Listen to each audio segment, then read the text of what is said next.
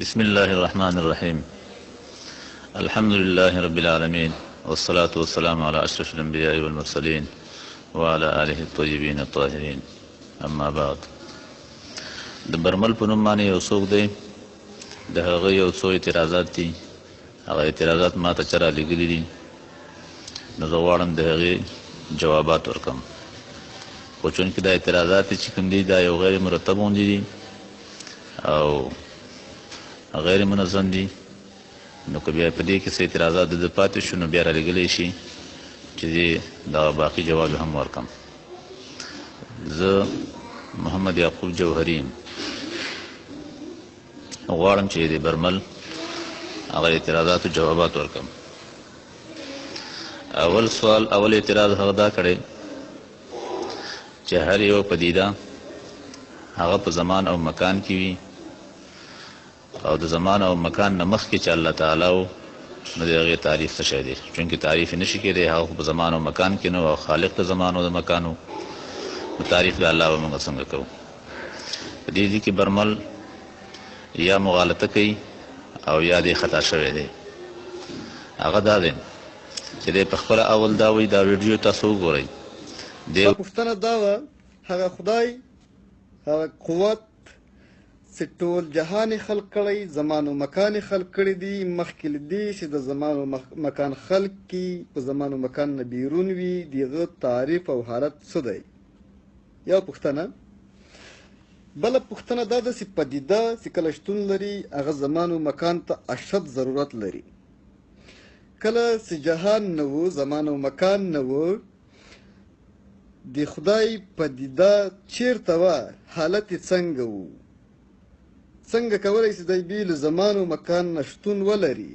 وایي چې هره پدیده په زمان او مکان کې وي، د هغې تعریف کیدی شي، او که چېرته په زمان او مکان کې نه وي نو د هغې تعریف نشي کیدی. بیا وروسته وایي چې تعریف همدغه بیان کې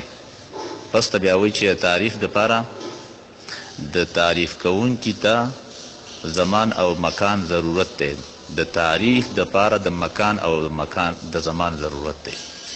نو دا دواړه خبرې دي کې تناقض دی، ځکه چې دلته درې څیزونه دي، یو تعریف دی، یو معرف دی، یو معرف دی. ځکه دا اطراف د قضیې دي. زه چې کوم جواب در کوم د دې حواله هم بیا در کوم. اطراف د قضیې دا دي چې دلته یو تعریف کوونکی دی، دویم تعریف دی، او دریم چې دی معرف دی چې چا تعریف کوي. دلته د برمل دا خبره چې هره پدیده چې په زمان کې نه وي د هغې تعریف نشي کېدلی، دا غلطه ده. ځکه زمان چې دی لازم دی او ضرور دی د پاره د تعریف او د معرف. څوک چې تعریف کوي د هغه دپاره زمان ضرورت دی، او کم تعریف چې کوي د تعریف دغه تعریف ته د زمان ضرورت دی. اما معرف چې دی دا هیڅ لازم نه دی چې دې دپاره د زمان موجود وي. نو هر کله چې یو بنده د الله تعریف کوي نو دا بنده په یو زمانه کې موجود دی، او دا تعریف چې دی کوي دا تعریف هم په یو زمانه کې دی، ځکه دا لګیا دی په زمانه کې، یا به ماسپښین یا به مازدیګر یا به د ورځې یا به شپې، د زمانې یو وخت به. نو دغه تعریف د ده په زمانه کې راغی، معرف هم په زمانه کې راغی، بس دا کفایت کوي، نو تعریف کېدی شي. اما معرف چې دا د په زمانه کې وي دا بالکل صحیح خبره نه ده. دا د ټولو حکماو، د فلاسفو، د عقلاو، د مناطقو، متکلمینو د اصول نه خلاف ده، بلکې چې صرف تعریف او معرف دا په زمانه کې وي بس د دې دپاره تعریف کېدی شي. نو لہذا چې قبل الزمان او قبل المکان د الله تعالی تعریف کېدی شي، دې کې هیڅ قسمه اشکال نشته دی. نو لہذا د دې جواب دا وشو، دا تعریف کېدی شي. د الله چې کوم تعریف من کوو قبل الزمان او قبل المکان دا بالکل صحیح تعریف دی، او د دې تعریف هیڅ اشکال دی کې نشته. د دې خبرې په حواله زه ورکومه، دی دې وګوري. حمدالله په سلم د تصدیقاتو باندې چې لګېدلی، په هغې کې دې وګوري چې اطراف د قضیې دا درې وي، یو نسبت وي بل طرفین وي. نو هر کله چې اثبات او طرفین دا موجود شي نو په دې کې چې کوم دی نسبت او طرف واحد چې هغه موضوع ده دې دپاره د مکان او د زمان ضرورت وي او اما محمول چې کوم دی هغې دپاره د مکان ضرورت نه وي ضرور نه وي نو دا دې وګوري الشفا د ابن سینا په دې کې دې وګوري دا ټول د حکماو او د فلاسفو متفقه قانون دی او که چېرته دی وایي چې دا صحیح نه دی نو دی د ټولو عقلاو نه دی مخالف چلیږي دی په دې باندې دلیل پیش کړي دا یو خبره بله پوښتنه خدای په خپله ځان څنګه خلق کړی کله چې یو څه شی څوک خلق کوي یعنې یو خالق شتون لري هغه حد اقل ځان خلقوي بیا ځان د خپل مخلوق دی خدای په خپله مخلوق دی د خدای مخلوق دی پوښتنه دا ده چې کله یو پدیده څوک خلق کوي د هغه لپاره دی له مخکې باید شتون ولري که شتون ونه لري ځان نشي خلق کولی دا چې دی په خپله ځان خلق کوي له هغه نه مخکې باید دی شتون ولري دا بله پوښتنه ده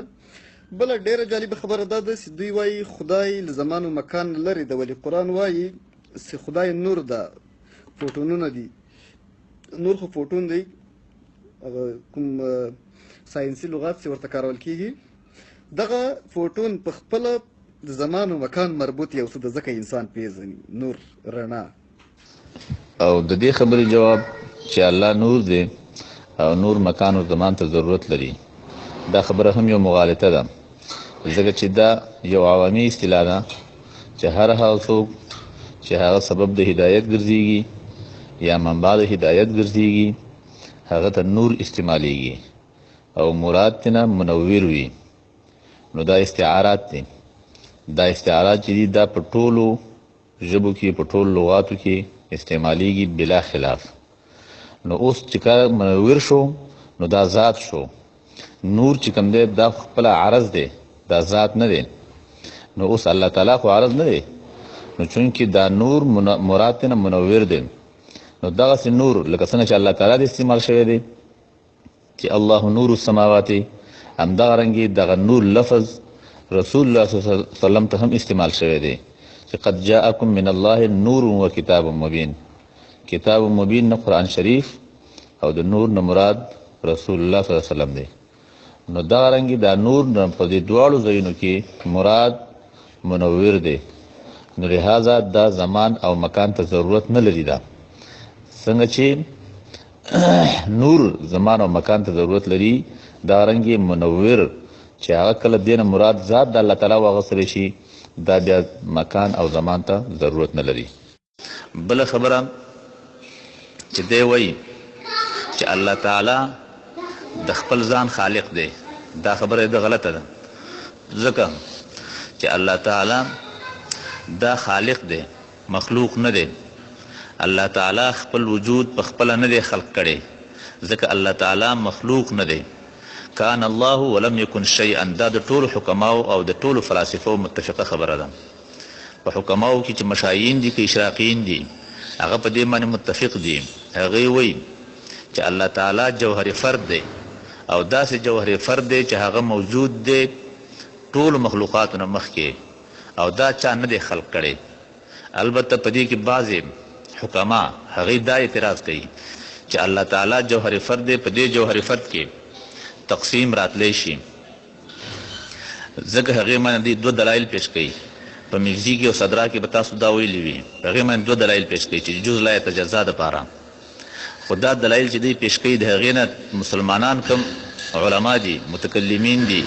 او فلاسفه دي مسلمانان هغې نه دوی جواب کوي چې ګوره دا تقسیم چې تاسو کم د جوهر فرد کوئ د جز لا یتجزا کوئ